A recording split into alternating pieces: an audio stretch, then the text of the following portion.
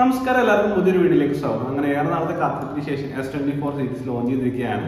S23 നിന്ന് S24ലേക്ക് വരുന്ന സമയത്ത് ഡിസൈനിന്റെ ഭാഗത്ത് കാര്യമായിട്ടുള്ള ചേഞ്ചുകളൊന്നും വന്നിട്ടില്ല. സാംസങ് ഐഫോണിന്റെ ഭാഗത്ത് പിന്തുടരുകയാണെന്ന് തോന്നുന്നു. മാത്രമല്ല ഹാർഡ്വെയർ നോക്കുകയാണെന്നുണ്ടെങ്കിൽ എല്ലാം ചെറിയ ചെറിയ ഇമ്പ്രൂവ്മെന്റ്സ് ആണ് വന്നിട്ടുള്ളത്. പിന്നെ കൂടുതലായിട്ടും വന്നിട്ടുള്ള കുറച്ച് AI ഫീച്ചേഴ്സ് ആണ്.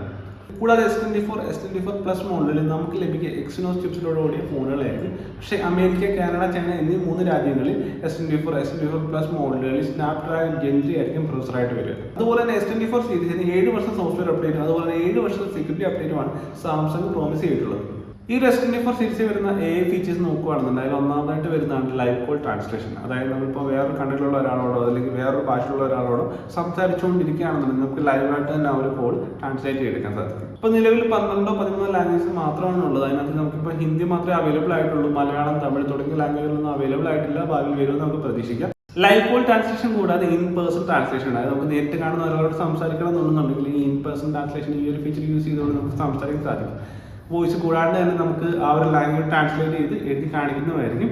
ഇതുപോലെ തന്നെ ചാറ്റ് അസിസ്റ്റ് ഉണ്ട്. അതായത് നമുക്ക് വേറൊരു ലാംഗ്വേജിലുള്ള ഒരാളോട് കമ്മ്യൂണിക്കേറ്റ് ചെയ്ത് വരുന്ന സാഹചര്യത്തിൽ മെസ്സേജ് അയക്കുന്ന സമയത്ത് നമുക്ക് വേറെ ഏതെങ്കിലും ലാംഗ്വേജിലോട്ട് ആ ഒരു മെസ്സേജ് ട്രാൻസ്ലേറ്റ് ചെയ്യാൻ സാധിക്കും. അതുപോലെ തന്നെ നമുക്ക് വരുന്ന മെസ്സേജ് നമുക്ക് വായിക്കണമെന്നുണ്ടെങ്കിൽ നമുക്ക് വേണ്ട ലാംഗ്വേജിലോട്ട് ആ ഒരു മെസ്സേജ് ട്രാൻസ്ലേറ്റ് എടുക്കാനും സാധിക്കും. അതുപോലെ തന്നെ വരുന്ന വേറെ ഫീച്ചറാണ് സർക്കിൾ ആൻഡ് സെർച്ച് എന്നുള്ളത്. അതായത് നിങ്ങളിപ്പോൾ ഏതെങ്കിലും ഒരു ആർട്ടിക്കിൾ വായിക്കുക, അതല്ലാതെ നിങ്ങൾക്ക് പോസ്റ്റിൽ എവിടെയെങ്കിലും നിങ്ങളൊരു ഇമേജ് കാണുകയാണ്, ആ ഇമേജിലുള്ള ഏതെങ്കിലും ഒരു ഒബ്ജക്റ്റോ അതല്ലെങ്കിൽ ആ ഒരു ഇമേജിനെ പറ്റി നിങ്ങൾക്ക് കൂടുതലായിട്ട് അറിയണമെന്നുണ്ടെങ്കിൽ ആ ഒരു ഇമേജിന്റെ പുറത്ത് നിങ്ങളൊരു സർക്കിൾ മാർക്ക് ചെയ്യുകയാണെന്നുണ്ടെങ്കിൽ നിങ്ങൾക്ക് ആ ഒരു ഇമേജിനെ പറ്റി കൂടുതലായിട്ടുള്ള ഡീറ്റെയിൽസ് അറിയാൻ സാധിക്കും. ഡയറക്റ്റ് ഗൂഗിളിൽ പോയിട്ട് ആ ഒരു ഇമേജിനെ പറ്റി കൂടുതലായിട്ടുള്ള ഡീറ്റെയിൽസ് അറിയാൻ സാധിക്കും. മുമ്പ് നമുക്ക് ഇതേപോലുള്ള കാര്യങ്ങൾ അറിയണമെന്നുണ്ടെങ്കിൽ ഗൂഗിൾ ലെൻസ് ഒക്കെ യൂസ് ചെയ്ത് നമുക്ക് ചെയ്യാൻ സാധിക്കുകയായിരുന്നു. അതിന് പകരമായിട്ട് ഡയറക്റ്റ് ഇപ്പോൾ നമുക്ക് ആ ഒരു ഇമേജ് തന്നെ സർക്കിളിൽ ആ ഒരു ഇമേജ് മാർക്ക് ചെയ്താൽ മതി ആ ഒരു ഇമേജിനെ പറ്റിയുള്ള കൂടുതൽ ഡീറ്റെയിൽസ് നമുക്ക് അറിയാൻ സാധിക്കുന്നത്. ക്യാമറ ഡിപ്പാർട്ട്മെന്റിലേക്ക് വന്നു കഴിഞ്ഞാൽ അവിടെ കാര്യമായിട്ടുള്ള ചേഞ്ചസ് ഒന്നും വന്നിട്ടില്ല.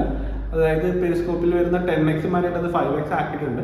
5x 50 മെഗാ പിക്സലിൽ പെരിസ്കോപ്പ് ടെലിഫോട്ടോ ലെൻസ് ആണ് കൊടുത്തിട്ടുള്ളത്. അപ്പോൾ ഈ 5x Periscope telephoto lens use ചെയ്തുകൊണ്ട് നല്ല പോർട്രേറ്റ് ഫോട്ടോസ് കാര്യങ്ങളൊക്കെ എടുക്കാൻ സാധിക്കുന്നതായിരിക്കും. കൂടാതെ നൈറ്റോഗ്രാഫി, സൂപ്പർ HDR, വീഡിയോ സ്റ്റെബിലിറ്റി തുടങ്ങിയ കാര്യങ്ങളൊക്കെ ആപ്ലിക്കേഷനിൽ ഡയറക്റ്റ് യൂസ് ചെയ്യാൻ സാധിക്കുന്നതായിരിക്കും. അതായത് ഇൻസ്റ്റാഗ്രാം, സ്നാപ്ചാറ്റ് പോലുള്ള ആപ്ലിക്കേഷനുകളിലെ ക്യാമറ യൂസ് ചെയ്ത് ഈ ഒരു ഫീച്ചേഴ്സ് യൂസ് ചെയ്യാൻ സാധിക്കുന്നതായിരിക്കും. മാത്രമല്ല പ്രൊവിഷനിങ് യൂസ് ചെയ്തുകൊണ്ട് ഓൾറെഡി എടുത്ത ഫോട്ടോയിലുള്ള ഗ്ലെയറും കാര്യങ്ങളൊക്കെ റിമൂവ് ചെയ്യാൻ കഴിയും. മാത്രമല്ല ജനറേറ്റ് ചെയ്യുന്നുള്ള ഫീച്ചർ വരുന്നുണ്ട്. അതുകൊണ്ട് തന്നെ നമുക്കിപ്പോൾ ഫോട്ടോ കുറച്ചും കൂടെ ഒന്ന് വലുതാക്കണം എന്നുണ്ടെങ്കിൽ ആ ജനറേറ്റ് യൂസ് ചെയ്തിട്ട് ഫോട്ടോ കുറച്ച് വലുതാക്കാനും അതുപോലെ തന്നെ ഫോട്ടോയിലുള്ള ഒബ്ജക്റ്റ് അവിടെ നിന്ന് കണ്ടെത്തി വേറെ എവിടെയെങ്കിലും വെക്കണം എന്നുണ്ടെങ്കിൽ നമുക്ക് വെക്കാനൊക്കെ ഈസി ആയിട്ട് സാധിക്കും. അതുപോലെ തന്നെ നിയർ ബൈ ഷെയറിന് പകരം ക്വിക്ക് ഷെയർ എന്ന് പറഞ്ഞ പുതിയൊരു ഓപ്ഷൻ വന്നിട്ടുണ്ട്. ഇത് യൂസ് ചെയ്തുകൊണ്ട് നമുക്ക് ഏത് ആൻഡ്രോയിഡ് ഡിവൈസിൽ വെക്കും അതുപോലെ തന്നെ ലാപ്ടോപ്പുകളിലും മറ്റൊക്കെ ഫയൽ ട്രാൻസ്ഫർ ചെയ്യാൻ സാധിക്കും. പിന്നെ ചാർജിംഗ് സ്പീഡ് നോക്കുകയാണെങ്കിൽ അവിടെ കാര്യമായിട്ടുള്ള ചേഞ്ചുകൾ കാര്യങ്ങളൊന്നും വന്നിട്ടില്ല. ബാറ്ററി ആണ് നമുക്ക് S24 അൾട്രയിൽ സെയിം 5000 mAh ബാറ്ററി തന്നെയാണ് വരുന്നത്.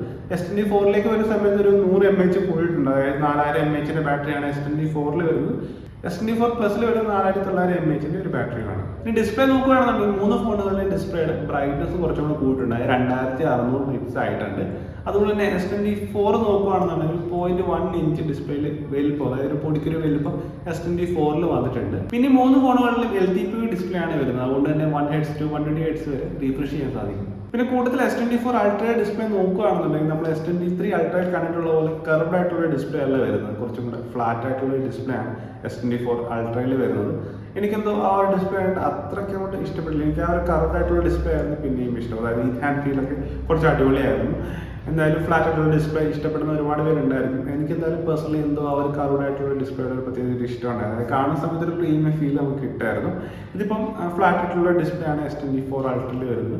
മാത്രമല്ല S23 അൾട്രയിൽ താഴെ ആ ഒരു ബസ്സിൽ കുറച്ച് വലുപ്പം ഉണ്ടായിരുന്നു. അതായത് താഴ്ഭാഗം മാത്രം കുറച്ച് വലിയൊരു ബസ്സിലായിരുന്നു S23 അൾട്രയിൽ വന്നിട്ടുണ്ടായിരുന്നത്.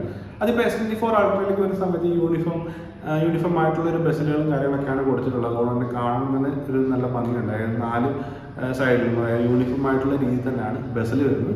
അത് കാണാൻ അത്യാവശ്യം നല്ല ഭംഗിയുണ്ട്. പിന്നെ ഈ S24 സീരീസുകളിൽ ഗോറില്ല ഗ്ലാസ് വിക്ടസ് 2ന് പകരം ഗോറില്ല ഗ്ലാസ് ആർമർ പ്രൊട്ടക്ഷനാണ് കൊടുത്തിട്ടുള്ളത്. നെക്സ്റ്റ് ജെൻ ലെവലിലുള്ള ഒരു പ്രൊട്ടക്ഷനാണ് S24 സീരീസുകളിൽ വന്നിട്ടുള്ളത്. പിന്നെ നമ്മൾ ഐഫോണിൽ കണ്ടുപോലുള്ള ടൈറ്റാനിയം ബോഡി S24 അൾട്രയിൽ വരുന്നുണ്ട്. S24 അൾട്രയിൽ മാത്രമാണ് ടൈറ്റാനിയം ബോഡി വരുന്നത്.